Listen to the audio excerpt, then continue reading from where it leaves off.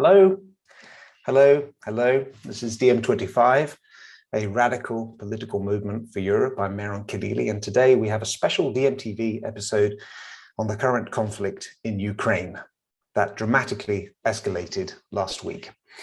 As we're broadcasting now, it's the 6th day since Russian forces invaded their neighboring country of 40 million people.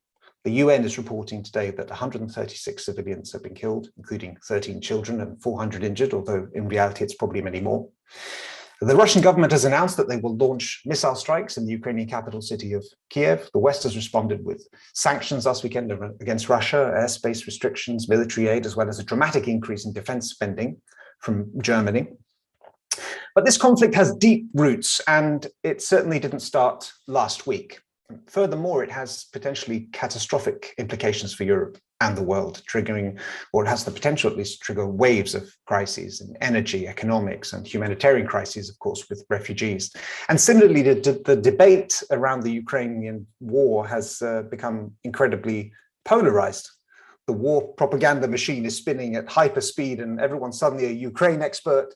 History is being revised to fit certain narratives, and progressives seem to be divided on issues like whether we should condemn US imperialism while blasting Putin's actions. And as the discussion rages, more Ukrainians are tragically dying as they mount a brave fight simply for defending their home. So in today's episode, we'd like to try and sift through all this. We've got our own Yanis Varoufakis here with us, as well as Volodymyr Ishchenko, a Ukrainian researcher based in Dresden. We've got a subset of our coordinating collective and several of our grassroots members. And of course, we've got you out there. So if you have anything you want to say, any questions, comments, rants, concerns, please put them in the YouTube chat and we'll put them to our panel. Now, today, we'll do something a little bit different. We'll kick this off with some words from our grassroots members about this conflict, some short words from them.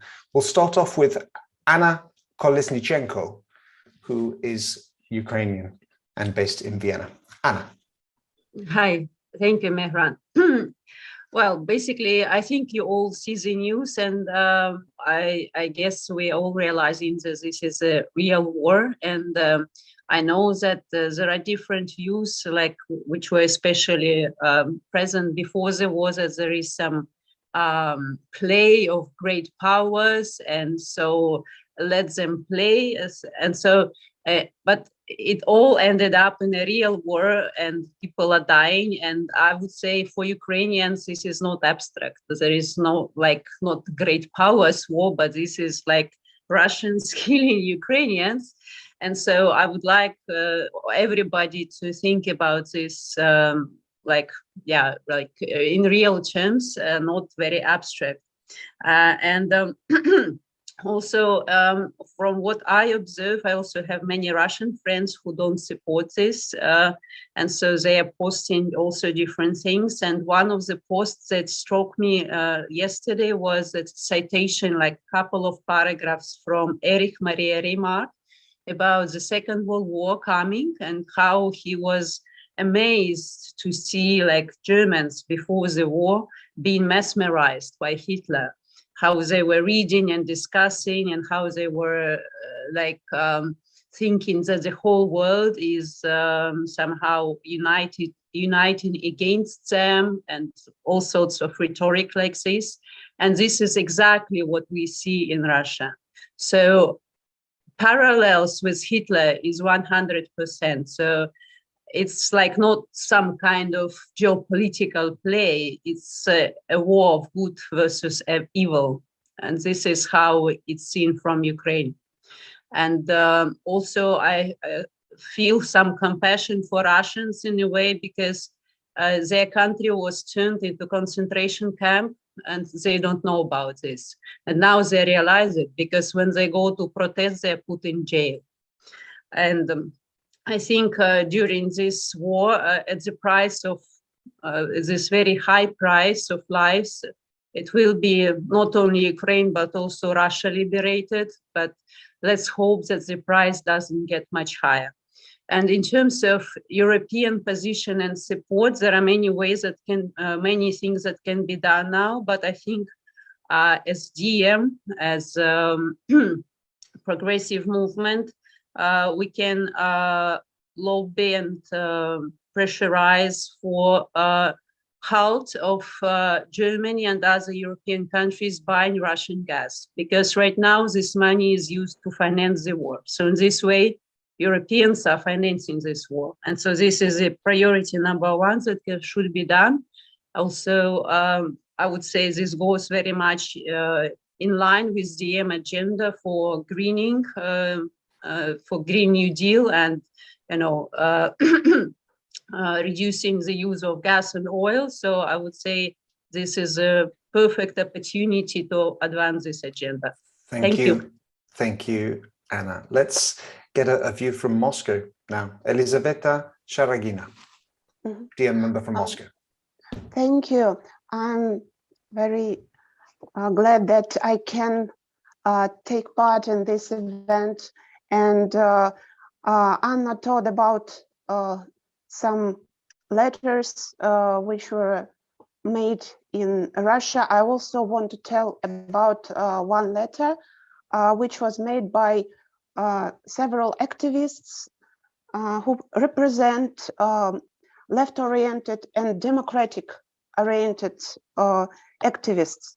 And they asked people not to forget that anti-war protests, which are very important, but also there should be protests social oriented. And it's very important for left-oriented activists in Russia who still can do something, because now it's time not very good for left-oriented people here. And what I try to speak about as I present cultural questions in Russia, and I still think that enlightenment and education for people in different countries can help, and I hope very much that movement DiEM can make some publishing programs to translate important books. I told already about books by Yanis, which were translated in Russian, and that was very helpful for left-oriented and democratic-oriented activists. And I should say that we see here that it was just the problem of inequality for classes, for countries. When this inequality rises, then it can be broke through. And this time and in this place, it suddenly broke through, and it was disaster for all the people here. But we could see this inequality, and for example, all the sanctions were made already here by our country itself. We don't have possibility for science education here. It doesn't exist here because there is no equal position for scientists, for example, in Russia and in Europe, in other countries. By the way, one more letter was written by mathematicians who work in Russia. They also made this petition, anti-war petition, and they said that our science is still very important for us, but there is no possibility for science to live in this disaster and in this time. Thank you very much. Thank you, Elizaveta. Sorry to hurry you on there. Nina Petrov from Serbia. Hi, everyone.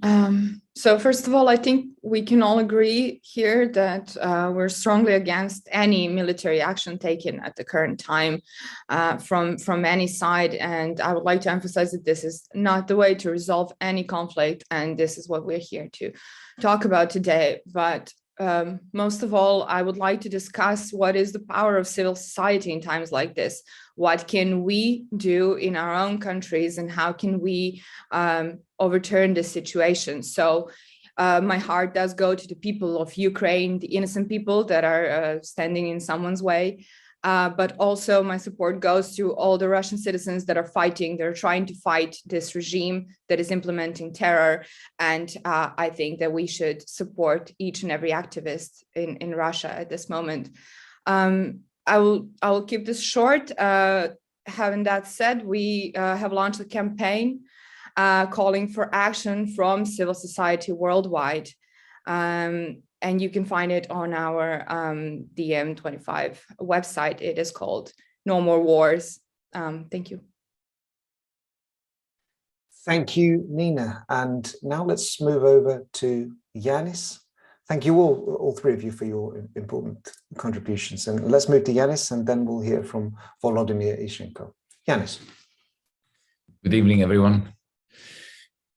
At the moment in history when a people is being invaded by an army of occupation, when their homes are being violated, when their neighborhoods are being bombarded, when young and old people who had never touched a gun before take up arms to defend their homeland. At that moment, we have simply to bow our heads to them, to support them, to do anything in our power to empower them, independently of whether they're Ukrainians, Palestinians, Kurds, Iraqis, Polisario rebels in Western Sahara. We, DiEM25, we do not discriminate between victims of aggression. Unlike the systemic media, who treat a Palestinian woman who picks up a rock to throw at the Israeli forces about to demolish her home, and they call her a terrorist, or whether we're talking about a woman in Kharkiv who is putting together a Molotov cocktail, we treat them as freedom fighters. We make no distinction between them. Now, let me be clear about Mr. Putin. He chose war. It was not imposed upon him. It wasn't the Ukrainians.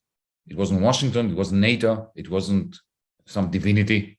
It was his choice, and he is going to be condemned in the annals of history for that barbarism. The choice of war is a crime in itself. Whether he has actually committed war crimes, this is a formal definition according to the Geneva Convention, is something we'll work out later on. But as far as I'm concerned, he's a war criminal anyway. And I've been saying this since the early 2000s because of the crimes against humanity that Putin personally instigated in order to become the first president of Russia that reclaims territory back. That was Chechnya, when he completely flattened Grozny, killing 250,000 people under false pretenses in order to solidify his power. This is the kind of man we're talking about. This is not something new for me. I've been saying this now, as I said, since 2001.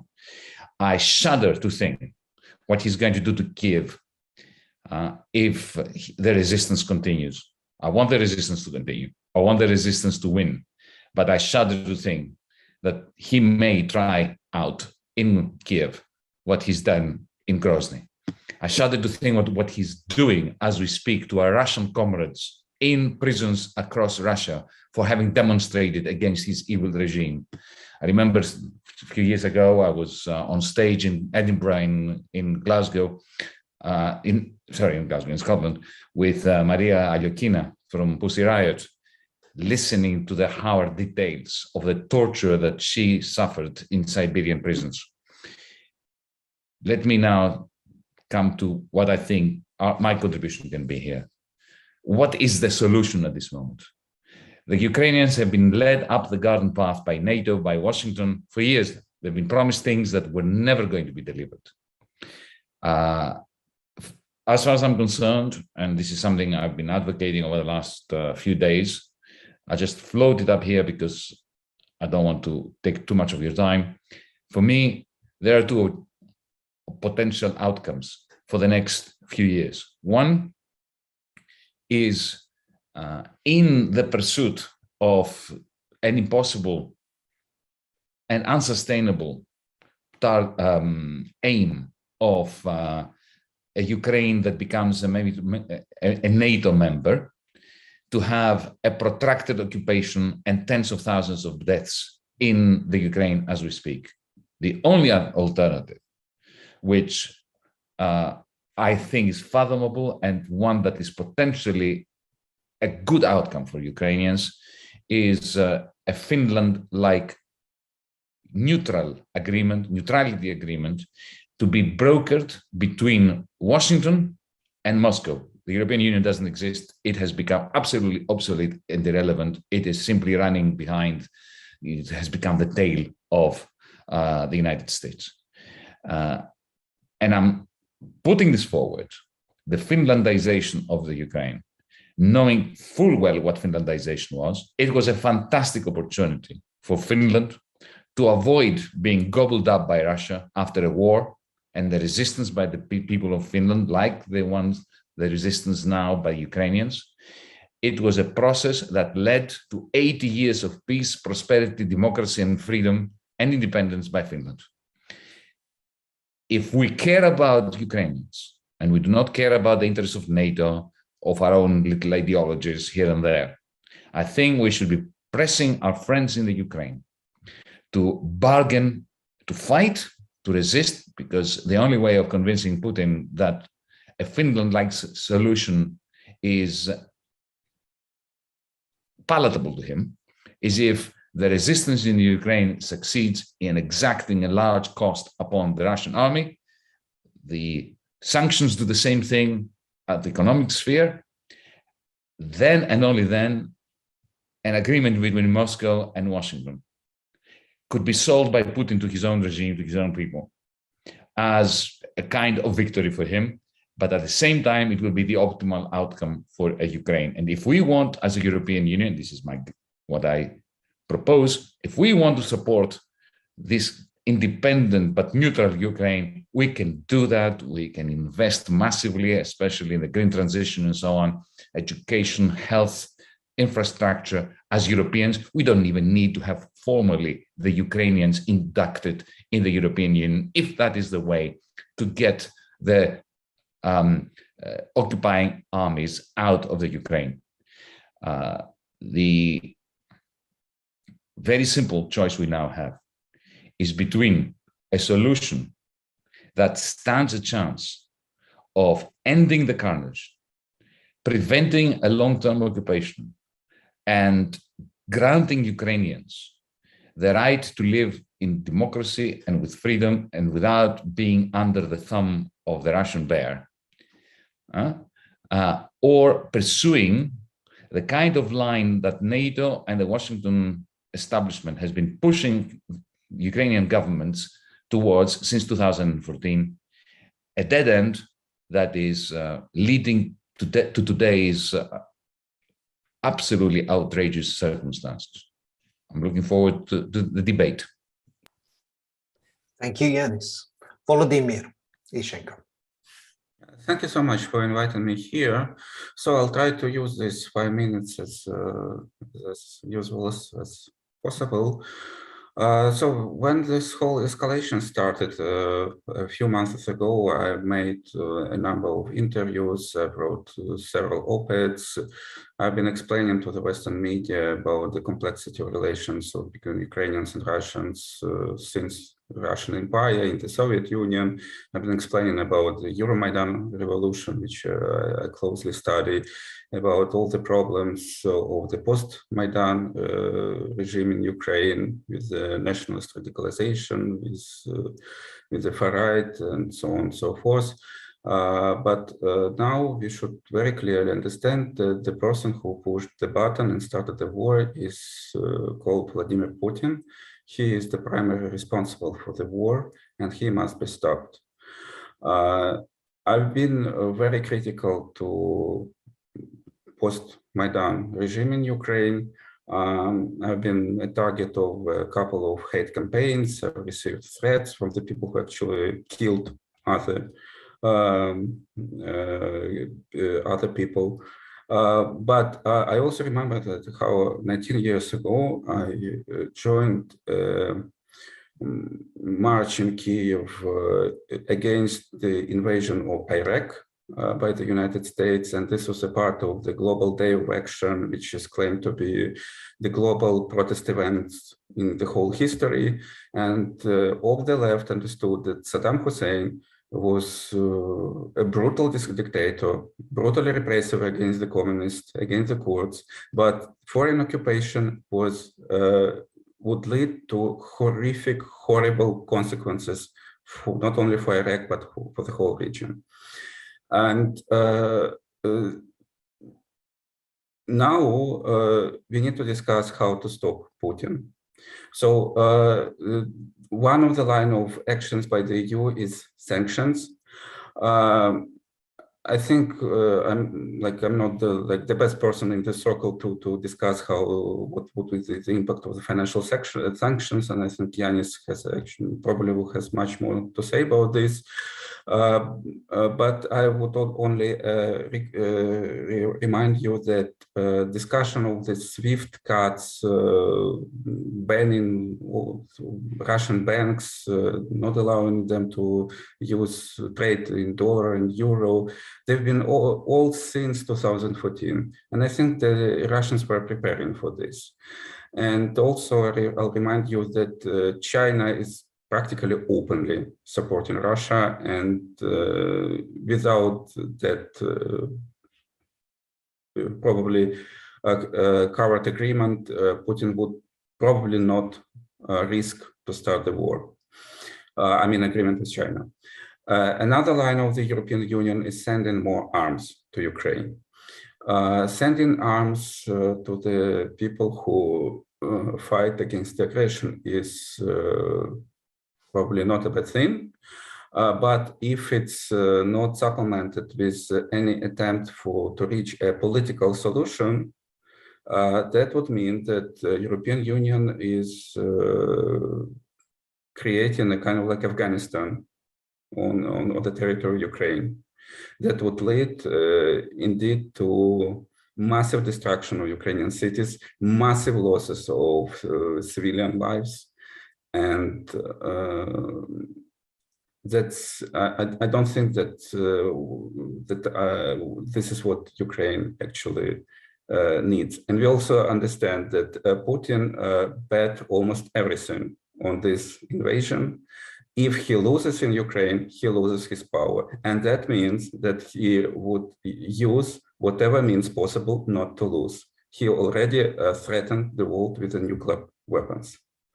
So this is also a risk that we need to understand.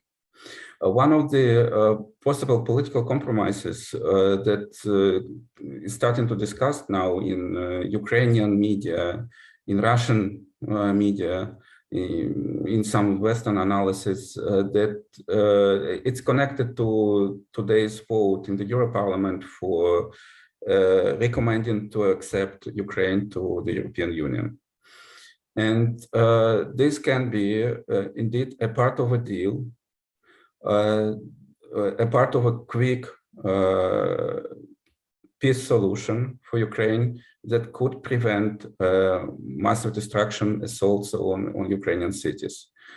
Ukraine could become a part of the European Union, and the other part of the deal would be a neutral status for Ukraine that Russia demands, and probably some compromises on Donbass, on Crimea, and a weird thing that Putin calls denazification. And we also need to understand what exactly it means for him now, but he he left for him a big space to decide what it could be. The benefits of this deal would be that both for Ukrainian and for the Russian government, it will be possible to present it as a victory. Ukrainians were fighting for European Union since the Euromaidan revolution. And that would be the culmination of this fight. Putin could also be capable to present the Ukraine's neutrality, compromises on Donbass and Crimea as a victory for him, and would not be pushed to the wall and offend with whatever means in his disposal. So I think if this deal is something that is realistically discussed among the European, Ukrainian, and Russian elites, I think that would be the best thing that Ukraine can get now, and that would prevent massive destructions and loss of thousands, more maybe even millions of lives in our country. Thank you, Volodymyr. A couple of questions from the chat and comments. One question on the proposal of a Finland-style neutrality for Ukraine that you and Yanis both referenced. The thing is, says Abilson, how can Ukraine do this? I mean, ideally, we want it to be at Switzerland, but how? Without leaning towards the West or towards Russia. Niels Waldorf says, one thing to defend Russia, given the historical context, the West has always been the aggressor. That's why I think Putin doesn't feel safe. We, i.e. we in the West, are savage beasts with no values. Raytheon, Lockheed, Boeing chose war. And Kostas asks, what do you think about NATO's position between what's happening right now with Russia bombing Ukraine and NATO bombing Belgrade back in the 90s? And we have a good person to answer that, is someone who lived through that NATO bombing campaign in the 90s, Ivana Nenadovic from Belgrade. Ivana. Hi, good evening, and it's very nice to have this variety of voices, and this is why I decided to stay in this panel, although I wanted to pull out because of the level of emotions that it brings back. And I would like to mention another part of the war that is always brutal and never a solution, and more arms and guns are not going to bring peace. That's one thing that I can say for sure. Is the cultural war, or the war of words that is happening at the same time, and mainly on the left spectrum. And when I look at the people that are pretty much on the same page, regarding condemning any kind of aggression, brutality, and denial of sovereign countries. At the left, I can see this need to be on the right side at this point of history, this high moral ground that we will take, and then we will condemn Putin, which is in order, and of course we should do that. However, what I would like to emphasize from my experience is that when we say Russia or when we say Putin, it also spills over to the people of Russia. And as Elizaveta told us, there are progressive Russian people who are trying to fight this oppression for a very long time. Same as we in Serbia tried to fight, and we did fight Milosevic, and we did fight his oppression and his dictatorship, and then we ended up being bombed. This is one big injustice that I can tell you about. It's not something that will help you much, but it is something that is perceived as injustice, especially because this whole region of Eastern Europe, ex-SSSR, ex-Yugoslavia is very difficult for our Western friends to understand and comprehend. And all of a sudden we have this big interest and, so to say, quote unquote, geopolitical knowledge about this region, which doesn't really exist because of various reasons. Each side will have their own point of view. Of course, there is a history of oppression, repression, and antagonism. And what we should do as internationalist movement is to bring people closer together, to understand that war doesn't end, even if I hope that it will end soon for Ukrainian people. I doubt it will happen. And even if the peace agreement would be signed tomorrow, war lingers on and has its aftermath. And in ex-Yugoslavia or in Serbia, because Serbia bears the legacy of Yugoslavia and everything that was bad and connected to Yugoslavia is something that Russian people will suffer for a very long time. And when Putin is gone and has his place in history books. But we must be careful about more divisions, especially on the left, on the side where people are thinking progressive or humanitarian at least, and try not to create more divisions that we already unfortunately have. Thank you. Thank you very much, Ivana, for that. Juliana Zita. Thank you, Mehran. Good evening, everyone. First of all, of course, also my empathy and solidarity to the Ukrainian people.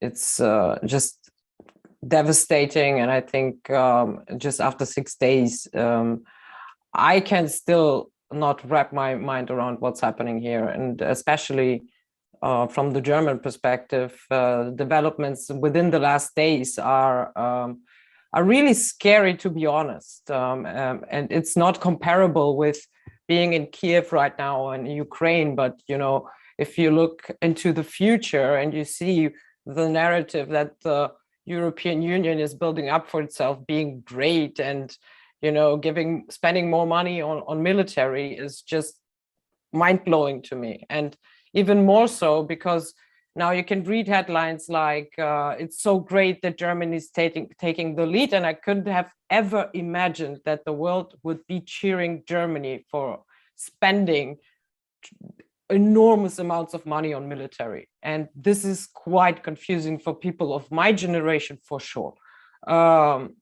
Because and to be honest, I don't see anyone here in Germany ever taking their guns and defending themselves like the Ukrainian people do now bravely. I don't think that we could pull that off here, to be honest.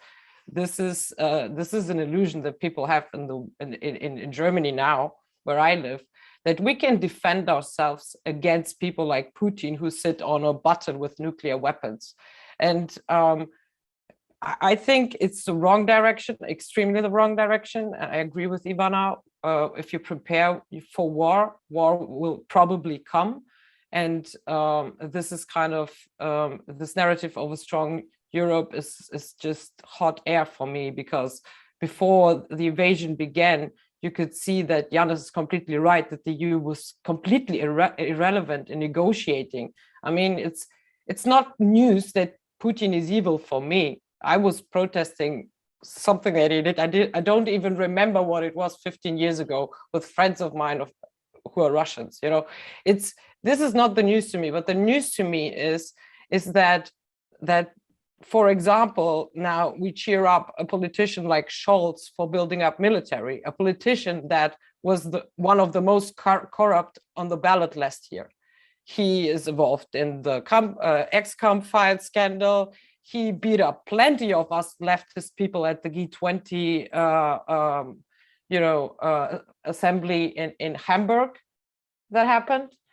He has so many disasters and scandals on his side that anyone who believes that this man will secure Germany or Europe in the next years is just delusional. I'm sorry. So please, people in Europe, do your homework when it comes to to this government in Germany, when it comes to the people who are promising you a secure Europe, because it's just not true. I don't believe in that. And I think that the left really quickly must unite anti-war, anti-nuclear weapons, anti-everything that can really just blow us off this earth. And yeah, this is for now my statement on this. Thank you for that, Juliana. View from Germany. Dusan Pajovic, based in Montenegro. Thank you, Mehran. Yeah, I will start narrowly, then I will expand towards the wider context. First of all, let me say that I come from a country that suffered from both NATO aggression and denial of our identity and sovereignty. I hear each day that my country is a communist lie and that we as a nation don't exist. So I deeply identify with Ukrainians, even though this is on a much larger scale, of course. And we need to be explicit as a movement against the all imperialistic tendencies. Russia and USA are playing their games through Montenegro. First, Green Party of Montenegro broke the ruling coalition with extreme right-wing Serbian party Democratic Front because USA officials said that they are not considered partners. So basically, Green Party didn't mind being in the coalition with literal fascists until West said that it is a problem. Then DF was meeting with the Russian intelligence before they blocked every road in Montenegro, which they did on the day that Russia invaded Ukraine, actually. Also, Green Party leader and Vice Prime Minister was having a dinner with Russian paramilitary organization, and now DF, Democratic Front, is opposing to organize an assembly where new minority government needs to be formed. To have a side note, they were accused of trying to stage a coup with the Russian group back in 2016 to prevent Montenegro from joining NATO.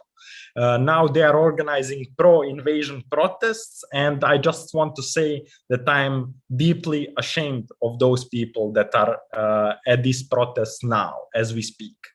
It is very, very important to note what Ivana said, and that is the fact that not all Serbs support the Democratic Front, nor all Russians support the war.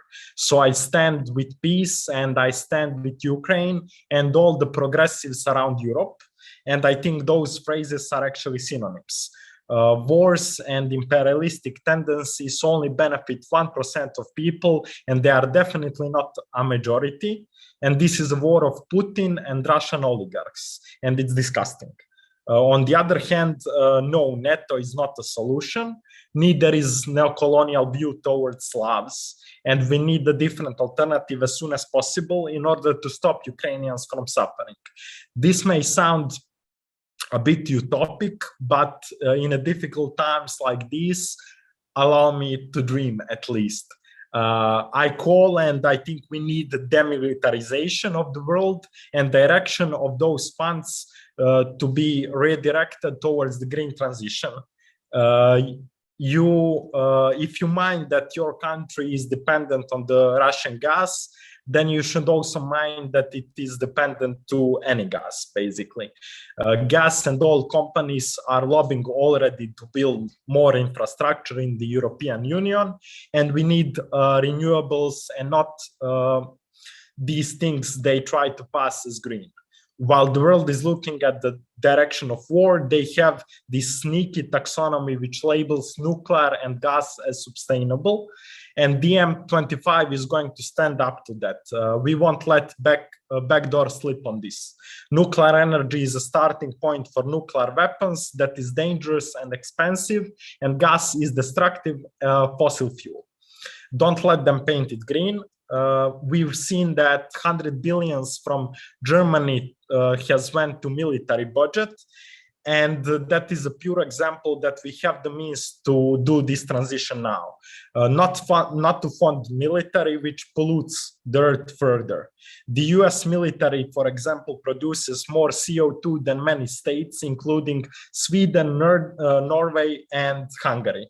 Also, let me not start about the land pollution, because one of my great friends got leukemia because of the NATO bombing, because he was swimming in the area near where NATO dropped their depleted uranium bombs. So I cannot forget that, basically. Once again, glory to Ukraine and brave people and fighters from there. Russia needs to stop this brutal invasion. And unfortunately, I have to stress that NATO won't save you. They are criminal organization that works for profit and not for peace. As Yanis said, independent and neutral Ukraine is needed. No wars between nations and no peace between classes. Slava Ukraini. Thank you very much for that, Dusan, and a reference there to our Don't Paint It Green campaign. And if you'd like to be involved in that, and of course, actions to try and stop the war in Ukraine. I mean, everybody in DM has been protesting all weekend, but we will be designing and coming forward with specific campaigns on this. Please join us. It's dm25.org/join. Don't just sit on the sidelines. Let's do something together on this. A couple of quick comments from the chat here. The EU hates opposing views, banning Sputnik and RT, the Russian-owned media, means you are not allowed to listen to wrongthink. This is totalitarianism. Another comment, Matthew says, where is the sadness for the people of Ukraine after the US coup in 2014? This commonly held view that the Euromaidan revolution was backed by the US. Let us now hear again from Elizaveta Shargina from Moscow. Elizaveta. Thank you, and thank you very much for all of you. And Dusan said very important words that it's very difficult to say just in a few minutes, but you know that both Russia and Ukraine had a long history, and in 90s when this as you told, some personalities, but there was Yeltsin, Putin, they came and they brought these ideals of free market just from capitalistic world. And people were they tried to find their way, but it was very difficult. And now this militarization goes together with the finishing of internationalistic ideas of that people are equal. It came to us, and I think that's a long way to come back to their ideas. And we have now in our country also, and both in Russia and Ukraine, decommunization, you know, that's our main process. But communism gave also the ideas of that people are equal. So we have to return to these ideas through culture and through education. I see no other way. Thank you. Thank you very much for that, Elizaveta. Let's bring Yanis Varoufakis back in. Yanis. I'd like to take the opportunity to answer some of the things, the questions put on the YouTube chat and on Twitter. The first question is, well, wasn't Finlandization a terrible thing for Finland? Imposed upon it? Well, it was imposed upon it as a result of a war with Russia. But was it terrible? Finland was a fully fledged democratic country. Yes, they had to keep a little bit quiet regarding their criticism of the Soviet Union during the Cold War. They have no doubt that if they had a choice between Finlandization and no Finlandization, they would have chosen the latter, all other things being equal. In other words, not being gobbled up by Russia. Let me tell you that, I'm getting on a bit in life. I'm old enough to remember living in a NATO country that also had a fascist right-wing dictatorship here in Greece. And I can tell you that back then, we were dreaming of being Finland. We were thinking of either Finland or Austria, countries that were not in NATO, not in the European Union, as dreams come true for their people. And we were right, because Austria, Finland, in a state of Finlandization, of neutrality, achieved a remarkable attainments, remarkable outcomes, politically, technologically, educationally, health-wise, in terms of a social democracy. That would not be bad for Ukraine today. Somebody else asked me, well, who will guarantee the neutrality of Ukraine? Even if Putin agrees for 5 minutes, then he can change his mind tomorrow. Well, that's not my proposal. It's not our proposal. Our proposal is that this should be the result of a summit between the United States of America and Russia, the result of an agreement, a binding agreement, including demilitarization of the border areas of Donbass, one that was guaranteed by both sides. And, Putin would actually appreciate that, because he would be able to show to his own people, to his regime, to his party, to whatever machinery keeps him going, that he's being taken seriously by Washington, D.C. Another question is, well, shouldn't Ukrainians decide if that's what they want? Absolutely. We are Democrats. But for the Ukrainians to decide, there are two prerequisites. The first one is that they are told the truth by the West, by the European Union, not to be led up the garden path, because this is what the European Union is doing. It's promising them things that it is not prepared to deliver. This thing now about, the entry of Ukraine into the European Union, they can promise it till they're blue in the face. They don't mean it. There's no way that Berlin is going to accept Ukraine as a member of the European Union, even if they say that they will. Not for a very long time, and certainly not while Donbass is occupied, not while the economy is in tatters. So first you need to rebuild Ukraine before there's any chance of entry into the European Union. And finally, allow me to say this. Over the last 48 hours in Twitter space and Facebook, we've all been engaged in debates. We've all been attacked by trolls for things we've said. One of the most interesting attacks I've received was from the former prime minister, the ultra-right-wing Alexander Stubbs of Finland, who was, back in 2015, the finance minister of Finland. He had been demoted from prime minister to finance minister, and he was in the Eurogroup doing the bidding of Wolfgang Schäuble against Greece, right? And he was giving me and us Greeks lectures about, that we were the grasshoppers of the Mediterranean, and we had to take the pain of the Troika and austerity and so on. We need to cut tiny little pensions by the most impoverished of pensioners by 50%. Yeah, he was actually doing all that when we were in the Eurogroup. And interestingly, why am I saying that? Because now that I'm talking about Finland, he says, oh, what right do you have to talk about my country?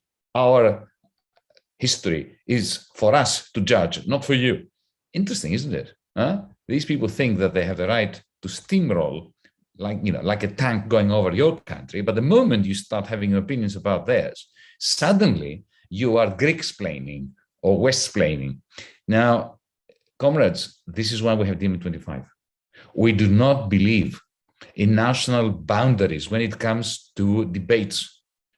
I have every right to have a view about every part of Europe, including Russia. Like you have, everybody has a right to have an opinion about the tiniest village anywhere in Greece. In DiEM25, we do not respect borders. We do not respect different jurisdictions where, you are an expert in your country and I'm an expert. No, here we vote together about everything. We have debates about every part of Europe, indeed every part of the world. And this is why DiEM25 is important. And allow me to end by saying that as DiEM25 has established and shown in the last 7 years, 6 years of our existence. Ukraine, Russia, Turkey, Greece, Lebanon, Israel, Palestine, we are one. And we are going to have this debate along the lines of humanist principles that apply to all of us. Thank you, Yanis. Nina Petrov from Serbia, and then we'll bring Volodymyr Shinko back in. Nina. Thank you. From the beginning of this conflict, ever since it got as violent as it did, I keep hearing people talking about the war in Bosnia and how this reminds them of the war in Bosnia and the NATO aggression over Serbia.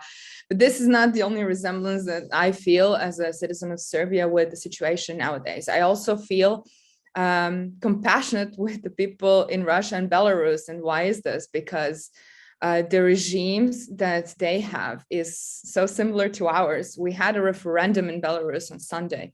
And if anyone is crazy enough to believe that the people of Belarus had any right, had any vote, you are pretty delusional.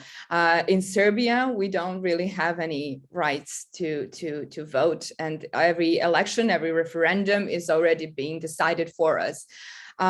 Before the referendum ended on Sunday, I could see a lot of campaigns coming from the Ukrainian side about how we should implement sanctions towards the Belarus citizens and everyone who's even, who happened to be born in Belarus, just as the people who happen to be born in Russia, no matter what they stand for. And the only thing I can say is that in these situations, the citizens under oppressive regime are even more driven to support their leaders because they feel personally attacked. And this is me coming from a genocidal nation, right? They will be labeled for good.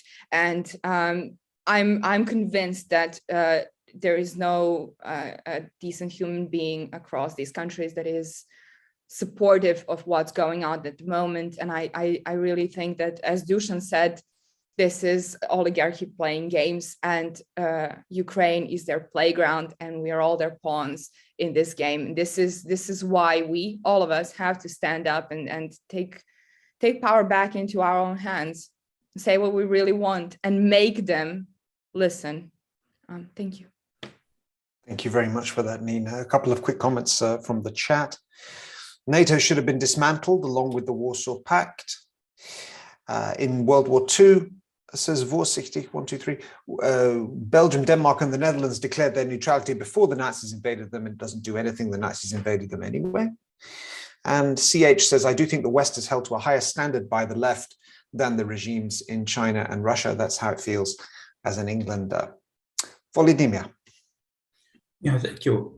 I just two comments to what Yanis said about EU that could promise, but never accept. I think what's more realistic to get from them now is a kind of like a membership plan, of course, not expedite acceptance to the EU, but a clear membership plan, maybe for many years, but with milestones, with everything, but with a very clear goal that Ukraine becomes a member of the European Union. And that may work. Because for Ukraine, it's also that's those guarantees that they actually call for before accepting the neutral status. There is indeed a very understandable need in the guarantees after being attacked by the neighboring country.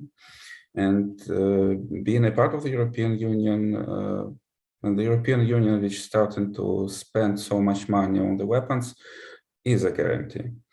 And but of course, that's not exactly that progressive vision of the world. Certainly, that's simply something like looks like a realistic solution for the horror which goes on in Ukraine right now. But a more long-term, more like forward vision would be, of course, the complete restructuring of the security in Europe, because we also need to understand that whoever would replace Putin as the president of Russia, even if he would be like a democratic socialist, even if it would be Navalny, the main oppositionist, so far as NATO remains exclusive towards Russia, Russia would continue to see NATO as a threat. And without the fundamental solution of this common security problem,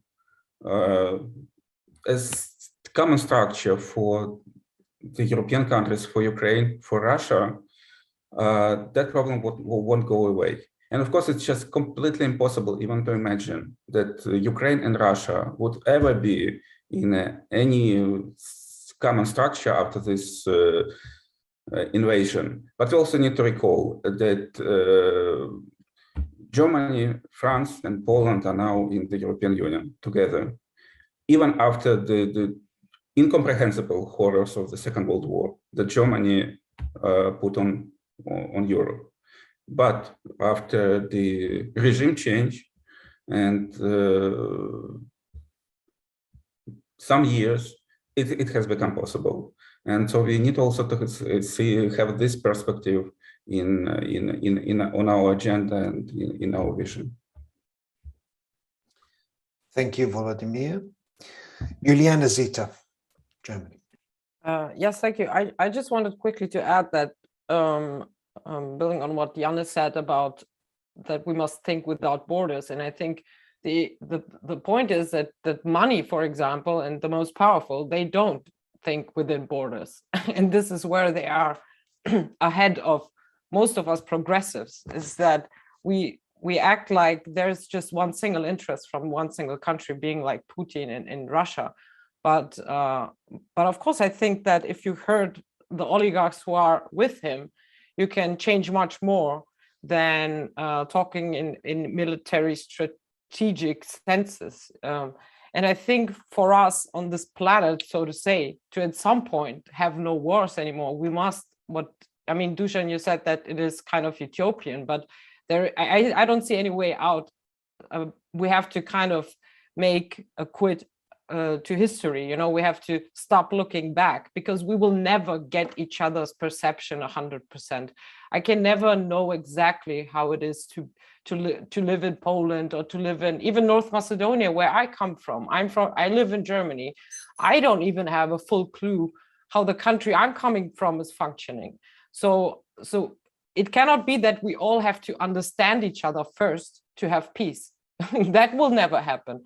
So we must just leave things as they are sometimes, and not go, but what is with this war and this war? We condemn all wars, and the question for me is how we gain peace.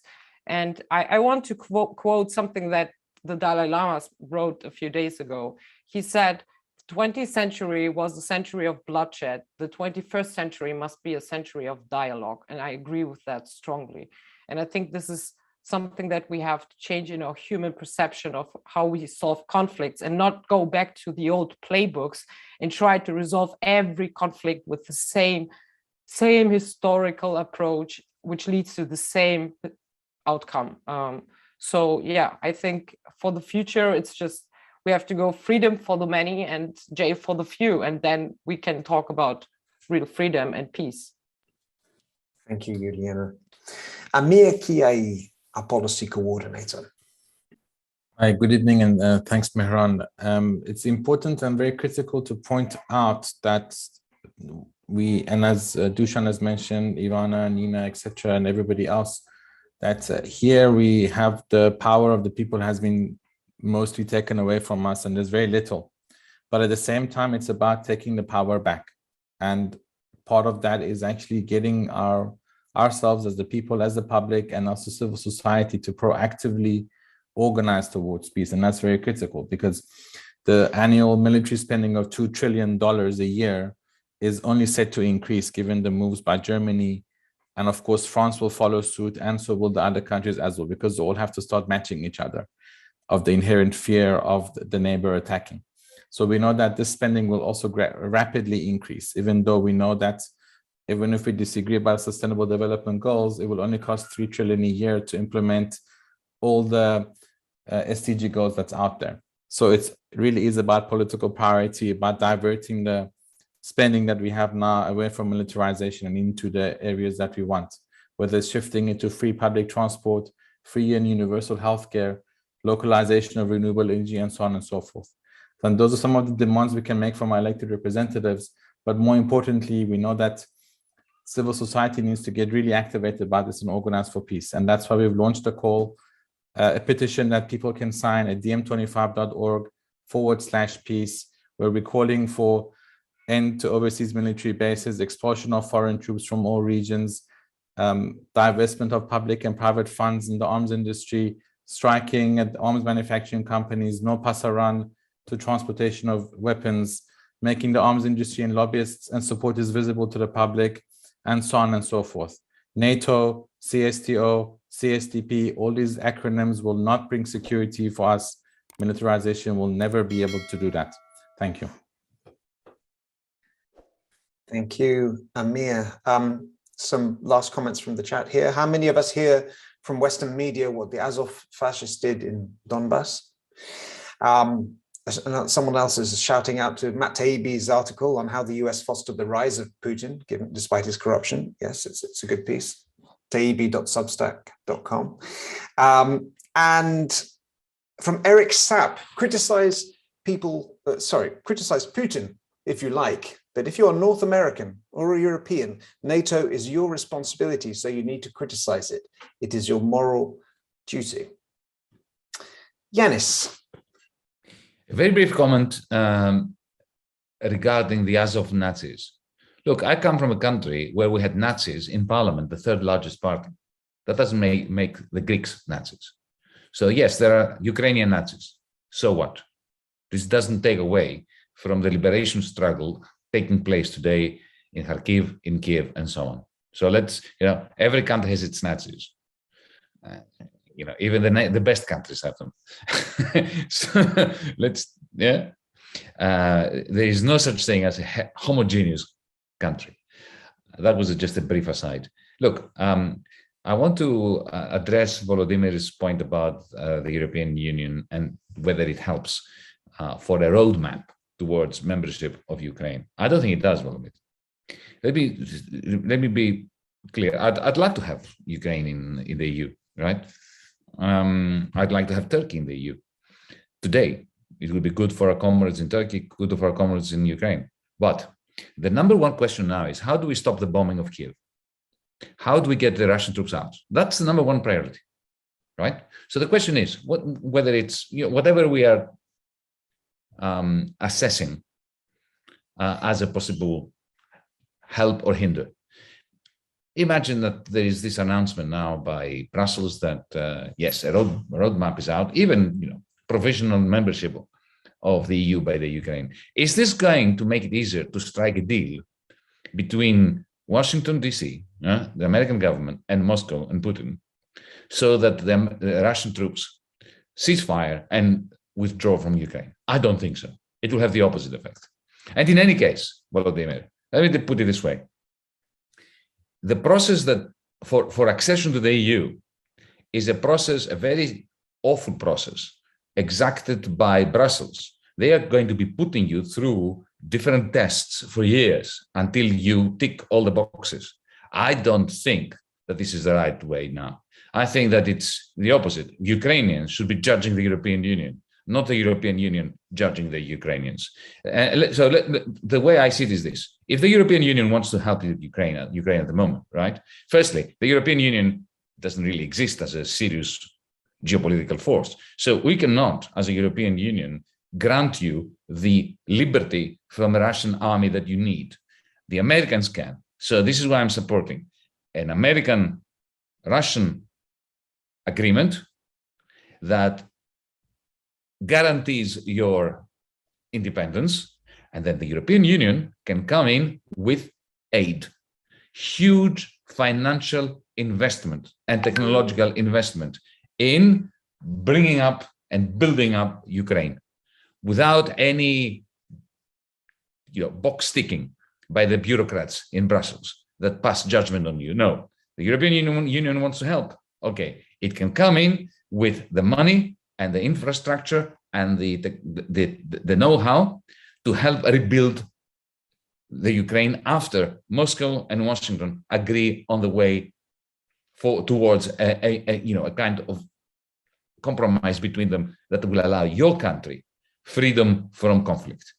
Okay, and then later on, once you've been rebuilt, yes, by all means, hopefully by that time Russia will be free of Putin and Putin-esque kind of regimes. But this is not for now. EU accession now is besides the point. It's unhelpful. Put the onus on the European Union to provide massive financial support to a Ukraine that gets rid of the Russians, the Russian troops, as a result of a global summit between the United States and Russia, maybe China, serious powers, not the European Union, which is a joke. Thank you, Yanis. And we'll need to stop it there because we've gone past our hour. There's so much more to discuss on this, guys. It's been a really valuable discussion. Thank you so much to all of you for doing this. We've only scratched the surface. And there will be other discussions on this because I am certain this issue will be with us for quite some time, unfortunately. The chat has been raging. Apologies also to any of you out there that put comments or questions here. I haven't been able to keep up, and well, there's two of us doing this and neither of us have been able to keep up, but I hope you can continue the discussion in the comments of the video as well. Thank you again, especially to those of you here for your very personal takes. I mean, Volodymyr and Anna and any of you with friends and family in danger right now in Ukraine. Really appreciate you giving us your take.